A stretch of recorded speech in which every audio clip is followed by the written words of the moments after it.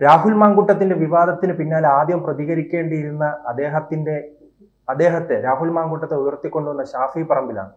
പക്ഷേ ഷാഫി പറമ്പിൽ കേരളം തന്നെ വിട്ടിപ്പോൾ ബീഹാറിലാണ്. എന്തുകൊണ്ടായിരിക്കും പ്രതികരിക്കാത്തത്?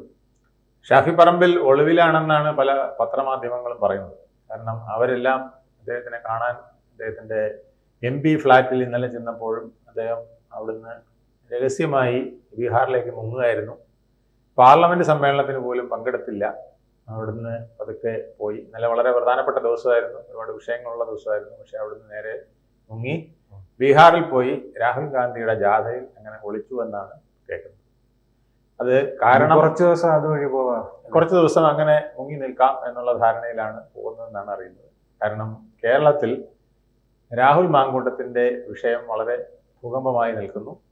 യൂത്ത് കോൺഗ്രസിലും KSUവിലും അത് വലിയ അലയൊലികൾ ഉണ്ടായിക്കൊണ്ടിരിക്കുന്നു. കാരണം രാഹുൽ മാങ്കൂട്ടത്തിന്റെ സ്ഥാനം, അത് കഴിഞ്ഞുള്ള MLA സ്ഥാനം, ഇതൊക്കെ പലരെയും വെട്ടിയും തകർത്തുമൊക്കെയാണെന്നുള്ള ധാരണ, അല്ലെങ്കിൽ പണ്ട് തന്നെ അങ്ങനെ ഒരു ഇതുണ്ടായിരുന്നു. സരിൻ അടക്കമുള്ളവർ രംഗത്ത് വന്നത് നമുക്കറിയാം. ഡോക്ടർ സരിൻ അടക്കമുള്ളവർ രംഗത്ത് വരികയും ഏതാണ്ട് പാലക്കാട് DCC തന്നെ മൊത്തത്തിൽ ഇതിന് തിരിഞ്ഞു നിൽക്കുകയും, പക്ഷേ ഷാഫിയുടെ ഒരു ഛത്രാധിപതിയെ പോലുള്ള നിർദ്ദേശങ്ങൾക്ക് ഒടുവിൽ എല്ലാം വഴങ്ങി ഒതുങ്ങി നിൽക്കുകയും VD സതീശന്റെ തിട്ടൂരവും കൂടെ ആയപ്പോൾ അത് പൂർണ്ണമായി യുവാക്കളെയും, കോൺഗ്രസിലെ യുവാക്കളെയും അതുപോലെ തന്നെ വിദ്യാർത്ഥികളെയും ഒക്കെ അടക്കിയിരുത്താൻ കഴിഞ്ഞു. അങ്ങനെയാണ് രാഹുൽ മാങ്കൂട്ടത്തിൽ വിജയശ്രീയിൽ ആളുകനായി വന്നത്.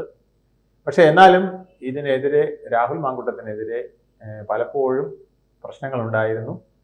പ്രത്യേകിച്ച് ഈ സ്ത്രീ വിഷയത്തിലടക്കം ഒരുപാട് പ്രശ്നങ്ങൾ വന്നതാണ്. അപ്പൊ അതെല്ലാം അതിൽ ഏറ്റവും പ്രധാനപ്പെട്ട കാര്യം ഈ ഇരകൾ തന്നെ പറയുകയാണ്, ഇത്തരം വിവരങ്ങൾ ഷാഫി പറമ്പിന് അറിയാമായിരുന്നു. അതെ, ഷാഫി പറമ്പിലിന് മാത്രമല്ല, മുകളിലോട്ട് എല്ലാവർക്കും അറിയാമായിരുന്നു എന്നാണ് പറയുന്നത്. ഇത് ഈ പരാതികൾ കുറെ നാളുകളായിട്ട് നിലനിൽക്കുന്നതാണ്. അതിൽ 2-3 മാസമായിട്ട് AICCക്കും ഒടുവിൽ രാഹുൽ ഗാന്ധിക്കും പ്രിയങ്ക ഗാന്ധിക്കും വരെ പലരും മെസ്സേജുകൾ കൈമാറി എന്നൊക്കെയാണ് അറിയുന്നത്. അപ്പോൾ അതെല്ലാം തടുത്തു നിർത്തിയത് ഷാഫി പറമ്പിലാണെന്നും ഷാഫി പറമ്പിലിന്റെ ഒരു പ്രേരണ കൊണ്ടാണ് VD സതീശനും അതിനകത്ത് കൂടുതൽ ഇടപെടാതിരുന്നതെന്നും ഒക്കെ പറയുന്നുണ്ട്. ഇതെല്ലാം കഥകൾ അൻവറിന് പണ്ടേ അറിയാമായിരുന്നു എന്നാണ് പറയുന്നത്. അതുകൊണ്ടാണ് ആ തെരഞ്ഞെടുപ്പ് കാലത്ത്, നിലമ്പൂർ തെരഞ്ഞെടുപ്പ് കാലത്ത് അൻവറിനെ രാത്രിയിൽ തലയിൽ മുമ്പിട്ടിട്ട് പോയി രാഹുൽ മാങ്കൂട്ടത്തിൽ കണ്ടതെന്നാണ് ഇപ്പോൾ പറയുന്ന കഥ. എൻ്റെ കഥയൊന്നും പരസ്യമായി പുറത്തു പറയരുത്, ഞാൻ അങ്ങയോടൊപ്പമാണ്, UDFൽ VD സതീശന്റെ വലങ്കൈ ആയതുകൊണ്ട് ഇനി എന്നെ ഒന്നും പറഞ്ഞു കളയരുത് എന്ന് പറഞ്ഞ് വാ മൂടി കെട്ടിയതാണെന്നാണ് പറയുന്നത്. എന്തായാലും ഇനിയിപ്പം UDFലേക്കുള്ള പ്രവേശനത്തിന്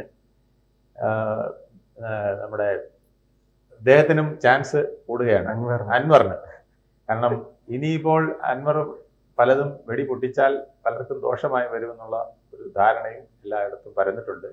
അപ്പൊ അൻവർ കുറെ കൂടെ ശക്തമായി രംഗത്ത് വന്നേക്കാം. അല്ലെങ്കിൽ അൻവറിനെ അതിന് പ്രേരിപ്പിച്ചുകൊണ്ട് പലരും കോൺഗ്രസ് പാർട്ടിക്കകത്ത് മനസ്സു മാറ്റി സ്വതന്ത്രനായിട്ട് അന്ന് മത്സരിക്കുകയായിരുന്നല്ലോ. അതെ, അത് അദ്ദേഹം ഇനി UDFലേക്ക് ഇല്ല എന്ന് പറഞ്ഞ് നിൽക്കുകയാണ് ഇപ്പം. പക്ഷെ എന്നാലും ഇപ്പോൾ വീണ്ടും അൻവറിന്റെ ഭാഗത്തു നിന്ന് വെടിപൊട്ടിക്കാനായിട്ട് പലരും അൻവറിനെ കാണുകയും സമ്മർദ്ദം ചെലുത്തുകയും ചെയ്യുന്നുണ്ടെന്നാണ് അറിയുന്നത്. അൻവറിന്റെ കയ്യിൽ ഒരുപാട് കഥകളുണ്ട്. അൻവർ കഥകൾ പൊട്ടിച്ചാൽ പലരും ഇനിയും രാജിവെക്കേണ്ടി വരും എന്നാണ് പറയുന്നത്. അല്ല, അത് രാഹുൽ മാങ്കൂട്ടം മാത്രമാണോ? ഇനി കൂടുതൽ നേതാക്കൾ അത്തരത്തിലുണ്ട്. അവർക്ക് ഒക്കെ ക്ഷീണം വരുന്ന പല കാര്യങ്ങളും ഉണ്ട് എന്നുള്ളതാണ് ഉള്ളിലെ കഥകൾ. അത് യൂത്ത് കോൺഗ്രസിനകത്തും KSUവിനകത്തും ഒക്കെ പാട്ടായിട്ടുണ്ട്. അപ്പോൾ ഈ ഒരു അശ്ലീല രാഷ്ട്രീയം യൂത്ത് കോൺഗ്രസിനെ മാത്രമല്ല, അത് കോൺഗ്രസിനെയും ഭാവിയിൽ അധികം താമസിയാതെ പിടിച്ചുലയ്ക്കും എന്നാണ് പറയുന്നത്. ഇത് LDF ഇത് ഒരു വലിയ വിഷയമായി ടേക്കപ്പ് ചെയ്യാനുള്ള നീക്കത്തിലാണ്. അപ്പോൾ ചെറിയ തോതിൽ അത് നിൽക്കാനുള്ള സാധ്യതയില്ല. പുറത്തുനിന്നുണ്ടാകുന്ന ഈ കളികൾ അകത്തുനിന്നും സമ്മർദ്ദങ്ങൾ ഉണ്ടാവാം. അപ്പോൾ ഇത് കോൺഗ്രസിന്റെ അനുഭവം നമുക്കറിയാമല്ലോ. പണ്ട് PT ചാക്കോയെ ഇതുപോലെ ഒരു സ്ത്രീ അദ്ദേഹത്തിന്റെ കാറിൽ സഞ്ചരിച്ചിരുന്നു എന്ന് പറഞ്ഞ് അദ്ദേഹത്തിന്റെ കാറ് ഇടയ്ക്ക് ഒരു ആക്സിഡന്റിൽ പെടുകയും അവർ ഉന്തുവണ്ടിയിൽ വന്നിടിച്ചു. അപ്പം അവിടെ എങ്ങാണ്ട് ആ വണ്ടി നിർത്തിയപ്പം അതിനകത്തൊരു സ്ത്രീ ഉണ്ടായിരുന്നു. ആ സ്ത്രീ ആരാണ് എന്നുള്ളതിനെ കുറിച്ചുള്ള ഒരു വിവാദം വരികയും അദ്ദേഹം പ്രതിപക്ഷ നേതാവായിരുന്നയാൾ അടുത്ത മുഖ്യമന്ത്രിയാകേണ്ടതാണ്, അദ്ദേഹത്തിന്റെ മുഖ്യമന്ത്രി സ്ഥാനം നഷ്ടപ്പെടുകയും ആർ ശങ്കർ മുഖ്യമന്ത്രിയാകുകയും ചെയ്ത ഒരു പാരമ്പര്യം കോൺഗ്രസിലുണ്ട്. അതുപോലെ തന്നെ പണ്ട് ചാരക്കേസ് ഇതുപോലെ അതൊരു കേസായിരുന്നു.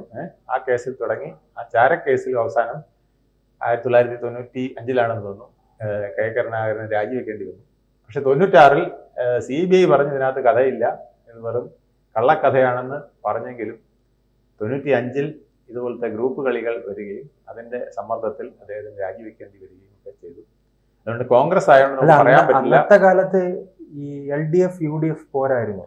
അതെ, അപ്പോൾ ഒരാളെ എതിരെ പറയുകയാണെങ്കിൽ അടുത്ത ആൾ അധികാരത്തിൽ വരും. അപ്പോൾ അങ്ങനെയല്ലല്ലോ, ഒരു മൂന്നാം മുന്നണിയും കൂടി ഉണ്ടല്ലോ. അതെ, അതുകൊണ്ട് ഇതിൽ കൂടുതൽ അപ്പോൾ ഈ പാർട്ടിയിലെ കൈവിട്ട കളിയിലെ കളിക്കുന്നത്. അതെ, പാർട്ടിയിൽ ഒരുപാട് പ്രശ്നങ്ങൾ ഉണ്ടാകാനുള്ള സാധ്യതകളുണ്ട് എന്നാണ് പറയുന്നത്. മാത്രമല്ല രമേശ് ചെന്നിത്തല വിദേശത്തായിരുന്നിട്ട് പോലും ഈ വിഷയത്തിൽ ഇടപെട്ട് AICCക്ക് നിർദ്ദേശം നൽകി എത്രയും പെട്ടെന്ന് രാഹുൽ മാങ്കൂട്ടത്തിനെ മാറ്റണം, അല്ലെങ്കിൽ കോൺഗ്രസിന്റെ ഭാവി അപകടത്തിലാകും എന്നുള്ള മട്ടിൽ. അതിന്റെ ഉദ്ദേശം തന്നെ VD സതീശന്റെ 2 കരങ്ങൾ, ഒന്ന് ഷാഫി പറമ്പിലും ഒന്ന് രാഹുൽ മാങ്കൂട്ടത്തിനുമാണ്. അവരാണ് യൂത്ത് കോൺഗ്രസിനെയും KSUവിനെയും ഒപ്പം നിർത്തി തന്റെ കൂടെ ശക്തമാക്കി നിർത്തിയത്. ആ 2 കരങ്ങൾ ദുർബലമാക്കുക എന്നുള്ളതാണ്. ഒരു കരം അരിഞ്ഞിട്ടു എന്ന് വേണമെങ്കിൽ പറയാം, മറ്റേ കരം ദുർബലമാക്കാനും കൂടിയുള്ള ശ്രമമാണ് ഇപ്പോൾ കോൺഗ്രസിൽ നടക്കുന്നതെന്നാണ് നമ്മുടെ രാഷ്ട്രീയ വൃത്തം മനസ്സിലാക്കുന്നത്. ഈ യുവാക്കളുടെ വലിയ നിരയുള്ള ഒരു പാർട്ടിയായിരുന്നു ഇപ്പോൾ യൂത്ത് കോൺഗ്രസ്.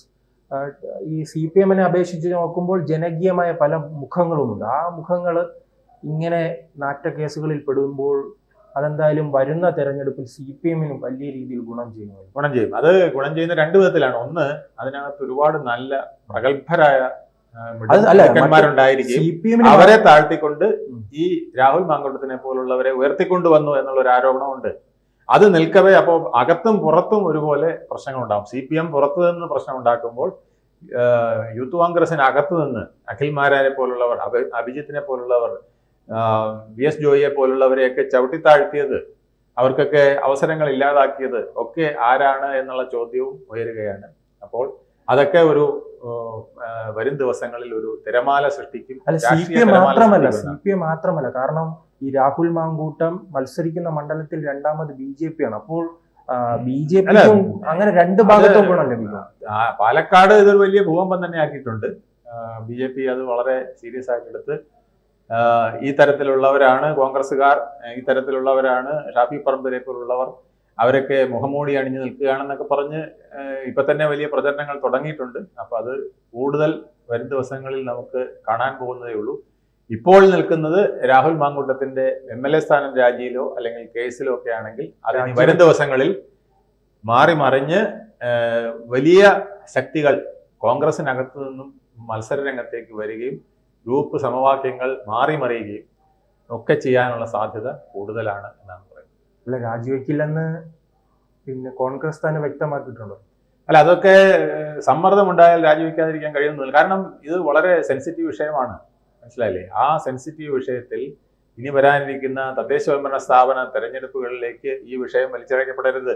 അത് കഴിഞ്ഞ് വരുന്ന 2026 അസംബ്ലി ഇലക്ഷനിലേക്ക് ഇത് വലിച്ചിഴക്കപ്പെടരുത് എന്നൊക്കെ കോൺഗ്രസിനകത്ത് ചിന്തിക്കുന്നവരുണ്ട്. അപ്പൊ അവർക്കൊക്കെ അത് കൂടുതൽ നാൾ അങ്ങനെ ഒളിച്ചു വെക്കാനും പറയാതിരിക്കാനും കഴിയില്ല. അതിൽ വിഷയങ്ങൾ കൂടുതൽ വരും.